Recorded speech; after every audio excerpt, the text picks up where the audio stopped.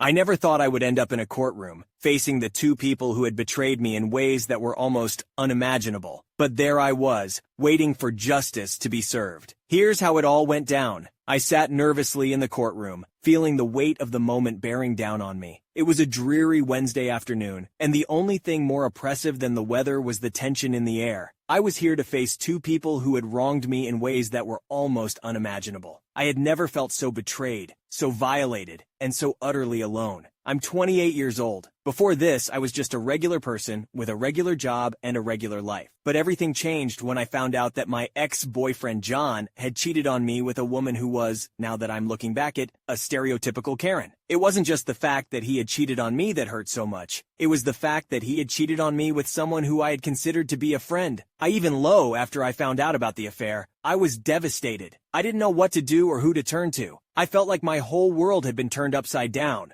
But I knew that I couldn't just sit there and do nothing. I had to take action. That's when I found out that John and Karen had stolen my car. It was the final straw. I couldn't let them get away with it. So I went to the police and reported the theft. And now here we are in this courtroom, facing each other across a sea of legal documents and angry accusations. I never thought I would end up here, in a situation like this. But life has a funny way of throwing curveballs at you when you least expect it. And now, as I sit here, waiting for the trial to begin, I can't help but wonder what will happen next. John and Karen sat on the opposite side of the courtroom, their smug expressions making my blood boil. The judge called us to order, and I took a deep breath before standing up to speak. "I can't believe you cheated on me with Karen," I said, my voice shaking with anger. "Well, you weren't giving me what I needed," John retorted. "And then you both stole my car?" Karen spoke up, her entitled tone making me want to scream. "I deserve to be happy too," she said. "Sarah, you're just jealous that John chose me over you." "I am not jealous," I said, my voice rising. "I am angry. You both betrayed me in the worst way possible, and now you're going to have to face the consequences." I could feel the tension rising in the courtroom, and I knew that things were about to get even more heated. But I was ready for it. I had been preparing for this moment for months, and I wasn't going to let them get the best of me. Karen was being so entitled. "I didn't do anything wrong," she said. "I'm the victim here." I couldn't believe what I was hearing. Here she was, sitting in a courtroom, facing charges for stealing my car, and she was trying to play the victim. It was disgusting. "You're not the victim, Karen," I said. "You're a criminal. You stole my car, and you helped John hide it, and now you're going to pay for what you did." Karen rolled her eyes. "You're just trying to ruin my life," she said. "No, Karen," I said. "You ruined your own life when you decided to cheat with my ex-boyfriend and steal my car. You could have just apologized and made things right, but instead, you chose to dig your own grave." The judge was watching us closely, and I could see that he was growing impatient. He wanted to get this trial over with, and I didn't blame him, but I wasn't done yet. "You know what, Karen?" I said. "I'm going to make sure that you never forget what you did to me. I'm going to make sure that you pay for your crimes and that you never hurt anyone else again." Karen looked at me, her eyes narrowing. "What are you going to do?" she said. "I'm going to make sure that everyone knows what you did," I said. "I'm going to tell everyone about the kind of person you really are, and I'm going to make sure that you never forget the pain that you caused me." After Karen's entitled outburst, I knew I had her right where I wanted her. I had the evidence to prove that she had helped John hide my car, and I was going to make sure that she paid for what she did. The judge looked at us sternly, and I could see the frustration in his eyes. He had heard enough, and he was ready to deliver his verdict. "Karen, you are under arrest for grand theft auto and obstruction of justice," the judge said. "You will be taken into custody immediately." Karen looked stunned, and for a moment I almost felt sorry for her. But then I remembered the pain she had caused me,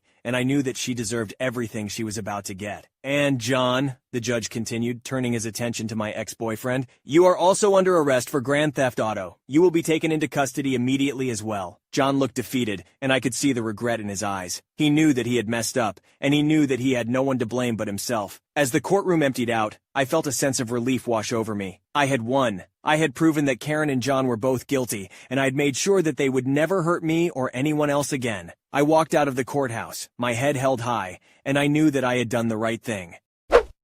Wow, what a crazy story. I can't believe some people can be so entitled and selfish. Good for her for standing up for herself and getting justice. It just goes to show that you never know what people are capable of.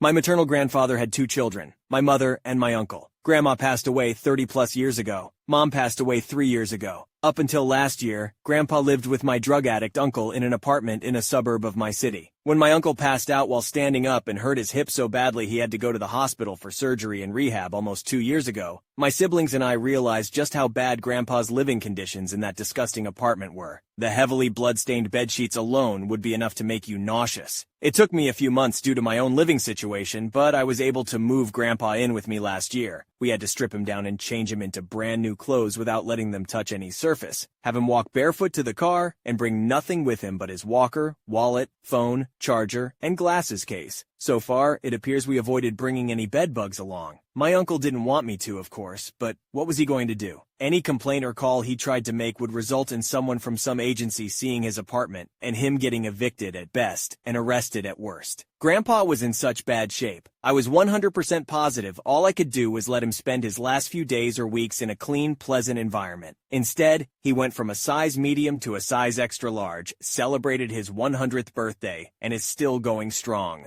At my uncle's, he always claimed he wasn't hungry, but now that no one was telling him they couldn't afford food, he had a 100% normal appetite, mostly for pudding. But he's under doctor's orders to eat whatever he wants. I bought him a bed, mattress, clothes, 2 whole wardrobes when he gained weight from actually being able to eat, things to store them in, a comfy chair, and a table. He's still using the Android I got him a few weeks after Mom passed away since he couldn't borrow hers anymore. He can never remember how to text or make calls, but he can answer calls and loves to surf the web. It's on my plan, and I pay the whole bill. The cable and internet had been shut off at the apartment for months, so I'd upgraded to an unlimited data plan, and it had been his only source of entertainment there. I don't take any money from him for utilities or other household expenses. My roommate allowed him to use a mini fridge, nightstand, and 2 lamps that he's not using. My brother bought him a television and brought over an entertainment center from his garage to display it. The grandkids and great-grandkids are able to come visit him. No one but me could bear to set foot in that filthy apartment even before we realized how severe the conditions were. No way could we subject children to it. We've had 2 big parties for his 100th birthday and Father's Day. We have 4 cats here whom he loves to receive visits from throughout the day. I registered him to vote at this address and order him a mail-in ballot every primary and general election. I was able to get him set up with the VA's home care program, so VA doctors come to give him checkups, administer vaccines, draw his blood for testing, etc. Here at home, something my uncle never could have done even if he had the energy to be aware of it because he couldn't let medical personnel see the squalor he was living in there. A social worker came to meet with him and got his wishes regarding care and end of life on the record. They have a home health aide come 3 times a week to do bathing, shaving, etc., and connected us with a podiatrist who makes house calls for the elderly for nail care. Yes, older people's nails really are incredibly thick and stiff, and can't just be clipped the way we do to ours, but I digress. So his toenails are no longer sharp and knotted. In short, his life and health are a million times better and more gratifying here. My sister, a medical assistant, regularly texts me thanking me for taking him in so he wouldn't end up in the nursing home she sees on the job. It was around Father's Day this year that my dad voiced what I'd been feeling for a while, but never said aloud or let myself fully consciously contemplate that I saved his life. My uncle handed over Grandpa's debit card when we moved him out.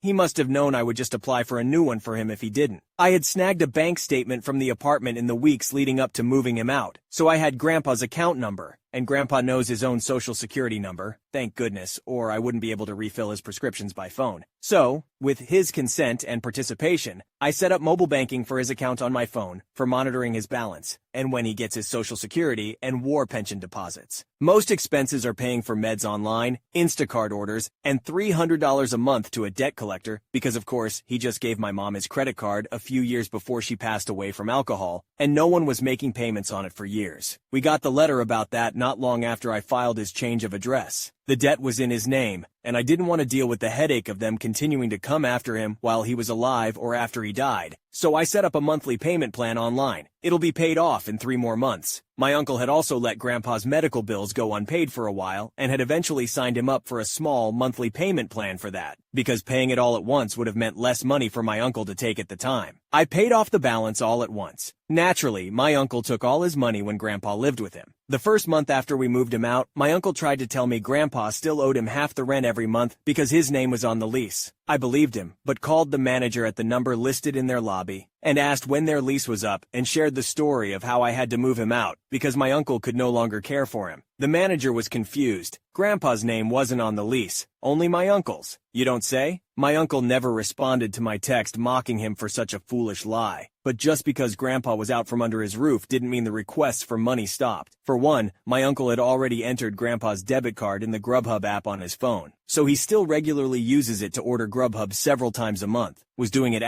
almost daily before I finally lost my temper over it via text. They both have Cash App on their phone, and while Grandpa doesn't know how to use it, when my uncle asks for money, Grandpa always consents, so I have to send it, or Grandpa would get beyond distressed and upset. Grandpa doesn't have dementia or anything. For 100, his mental faculties are incredible. He can't remember what day it is and will ask the same question 3 times in 1 minute, but he recognizes everyone. He can read and watch TV and comprehend it all, tell you what he needs, and except for some repeating, have completely normal conversations. But he's always been a sucker when my leech of a mom and uncle ask for money. He is literally incapable of saying no. And if I just refuse to let him do it or refuse to let him talk to my uncle, like blocked his number or something, it would just upset him. So my uncle keeps requesting money daily starting halfway through every month, and he always gets it. Tonight, he agreed to give my uncle $56. Too bad it's the end of the month and he's broke, and so am I. I really am. I get paid in 2 days. I didn't tell Grandpa he was broke because he wouldn't understand why and would panic, but I did break down all expenses he had this month and texted the amounts to my uncle to prove he was broke and that it wasn't because I was taking money from him. Between Grubhub and his constant requests for money, my uncle took $789.34 this month alone from the 100-year-old father he almost neglected literally to death. I took $35 for 2 Uber rides so I could get home faster to make him dinner on 2 days. Grandpa has told me, my money's your money to use how I want because I take care of him. I would never do that, but I do occasionally use it for Uber rides home only if I'm going home to do chores or make dinner. Never for anything frivolous. And what did my uncle respond? I should never have set up a payment plan for the debt from that unpaid credit card bill. They would never go after a 100-year-old man. Yeah, that's the problem. I told him to take it up with them or my mother, and he did not reply. Never pay any debt is my uncle's philosophy of life. When an electric bill came when he was in the hospital, he told me to just send them $50 so they won't turn the lights off. I paid the whole $200 plus balance from Grandpa's card because I did not trust it worked that way. And the thought of Grandpa being alone in the apartment when the power went out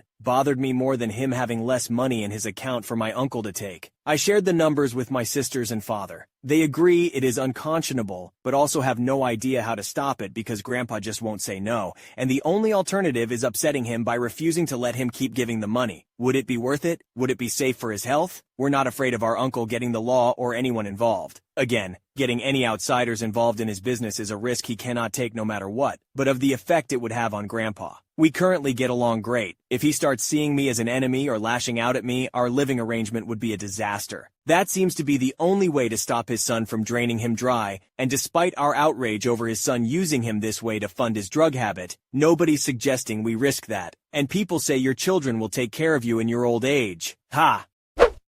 Wow, this is such a sad story. It's heartbreaking to hear about family members taking advantage of their elderly loved ones like this. I hope that this situation can be resolved soon, and that the grandfather can live out his days in peace and comfort. I, female, now 42, live in Copenhagen, but the rest of my family does not, so my sisters like to come visit for a few days every now and then to hang out and enjoy some sightseeing and good food. This happened in December 2019, so before 2020, which means there were lots of people everywhere and no restrictions of any kind. My younger sister, now 38, was here for a Christmas visit in December, and we were enjoying the lights, sights, and some lovely Christmassy treats. It was a cold day, and we decided to visit a smallish cafe that makes really tasty and beautifully crafted chocolate treats. We ordered their seasonal hot chocolate, which was kind of pricey, but well worth the price tag. It was a salted caramel and clementine hot chocolate lavishly decorated, by the way. They also had 3 types of pretty but regular hot chocolates available, but this one was their Instagram hot chocolate, if you know what I mean. My sister found us a table, and I got in line to order 2 of these chocolate wonders. There was a bit of a queue, but it moved along fairly quickly. I got to the counter, ordered, and the employee asked for my name to call when my order was ready and informed me that it would take about 10 minutes. I went to sit down and wait with my sister on the other end of the cafe, but still within hearing distance. About 10 minutes later, a man and his girlfriend sat down 2 tables away from the counter. I couldn't see their table since it was behind me, but my sister told me later that the girlfriend pointed at our hot chocolates immediately, and the man more or less sprinted up to get them when the employee, who made the hot drinks, had her back turned. When I walked up there, my drinks were gone. One of the chocolate employees comes over with the next order and calls a name. I ask where the order for my name is, and she said that when she looked over her shoulder to check, she assumed I had gotten them because they were gone. Another employee interjected that he saw a man take my order and point to the table with the thieving couple who were busy taking lots of photos of the drinks. The employee went over with me in tow and asked what they had ordered. They had ordered regular hot chocolates, but the girlfriend wanted these when she saw them in all their glory, just sitting on the counter with no one to claim them for at least 5 minutes. And so she thought it didn't matter if they took them instead. They were unclaimed for 5 seconds, lady. The employee explained that the drinks were not theirs and to wait for their order. No, they are ours now, the girlfriend claimed and pulled the finder's keeper's card, all while looking triumphantly at me. The employee asked the guy which name he gave at the counter, and he claimed he gave the same name as mine, hence the mix-up. So I asked him, what name was called? Surprise, surprise, he could not answer. Now the girlfriend was getting upset and sat there saying, no, no, no, over and over again, while the guy asked if I could not just order new ones, since clearly they had made a mistake and the drinks were already on their table. Why? So you can steal those too? The employee asked if I wanted those specific 2 drinks, or if she could make me some new ones. I asked if the couple would be allowed to keep the drinks if I wanted new ones, and she said yes. Well, then of course I wanted those specific drinks, and now the girlfriend was visibly crying. The employee took the drinks away and gave them to me. As we were walking away, I inspected the drinks and told her she better pour them away and make new ones because 1, they were now cold, and 2, there were tears in one of them, and though I enjoy salted caramel, this level of salt was a bit much. She grinned and took them away, and made me new ones that were served at the table. My sister and I agreed that these were the best hot chocolates we have ever had. We enjoyed them loudly while the thieving couple stared daggers at us. Wow, can't believe those hot chocolates were so good they caused a fight. But seriously, that couple was way out of line. Glad justice was served and they got their well-deserved drinks.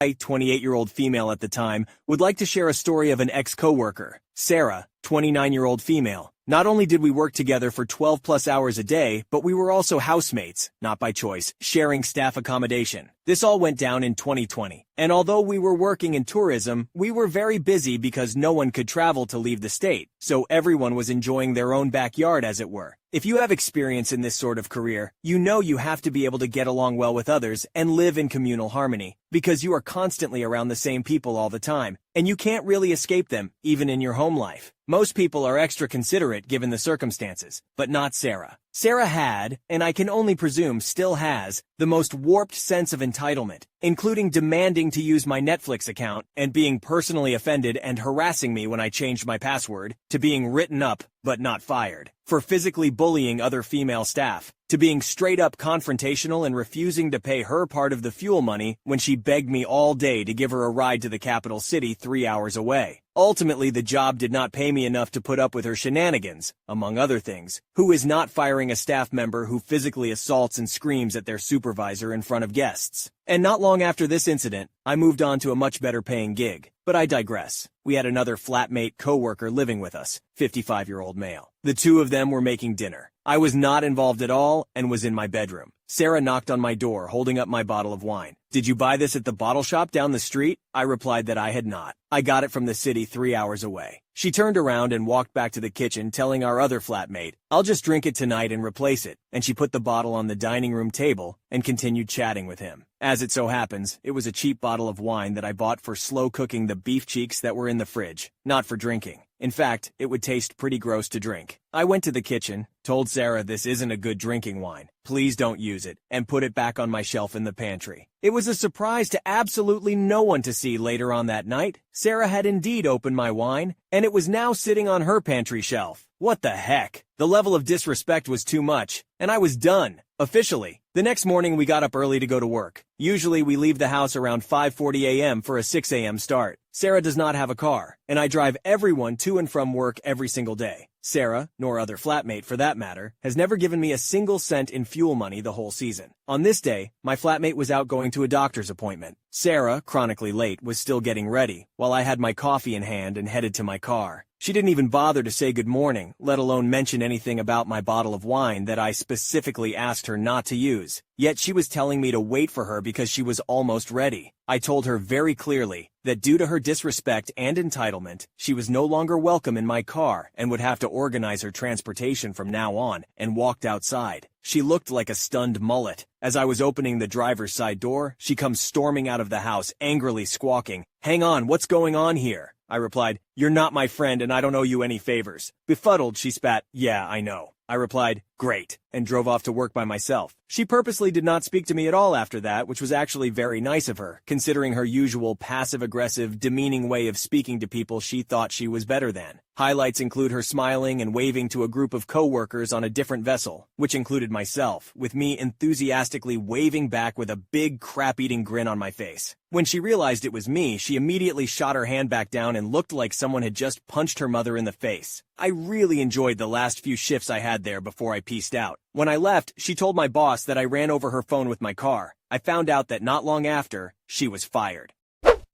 Wow, this is a wild story. It just goes to show that you always have to be mindful of how you treat people, even if they can't leave the state. Glad to hear he found a better paying gig and that justice was served in the end.